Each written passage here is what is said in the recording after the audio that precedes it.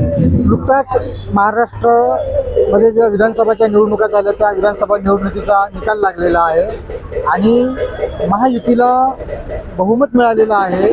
अशा परिस्थितीमध्ये या महिला आनंदोत्सव साजरा करतायत। आपण त्यांच्याकडनं जाणून घेऊया। भारतीय जनता पार्टी प्रणित महायुतीला महाराष्ट्रामध्ये बहुमत मिळाले, काय सांगतात?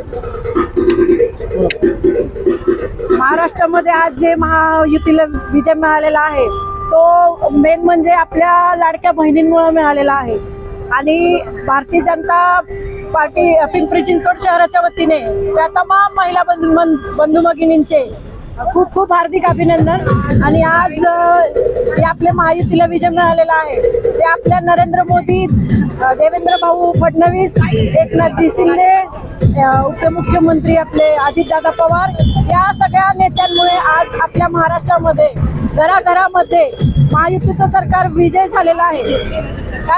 ह्या विजयाचा उत्सव म्हणून आज या पिंपरी चिंचवडमध्ये आम्ही सगळ्या महिला इथे जमलेलो आहोत आणि खूप जल्लोषमध्ये हा विजय साजरा करण्यात आलेला आहे।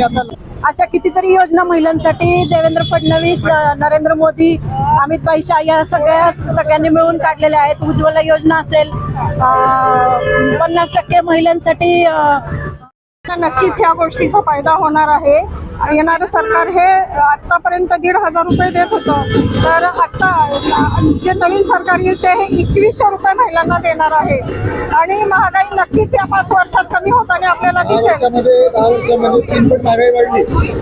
हे सरकार हे शेतकऱ्यांचं आहे, शेतकऱ्यांच्या पिकाला नक्कीच भाव भेटेल आणि शेतकऱ्यांच्या हिताचं हे सरकार असेल। शेतकऱ्यांच्या ज्या योजना बीजेपीचे कार्यकर्ता म्हणून बोलतो की सर्वसामान्य नागरिक म्हणून मी बोलते आहे, जे आता महागाईचा विषयावरती विरोधकांनी आवाज उठवला होता त्याच्यावरती कुठंतरी थंड होण्याचं हे सरकार 100% प्रयत्न करणार आहे आणि त्या प्रयत्नात ते यशस्वी देखील होणार आहेत आणि याच्या लाडक्या बहिणीला तर याचा 100% फायदा झालेलाच आहे। आणि काही लाडक्या बहिणी म्हणतात एकीकडे आम्हाला 1,500 रुपये दिले, दुसरीकडे दुप्पट महागाई वाढवली। नाही, असं कधी होणार नाही। हे आता तेलाचे भाव, साखरेचे भाव जर बघितले, डाळीचे भाव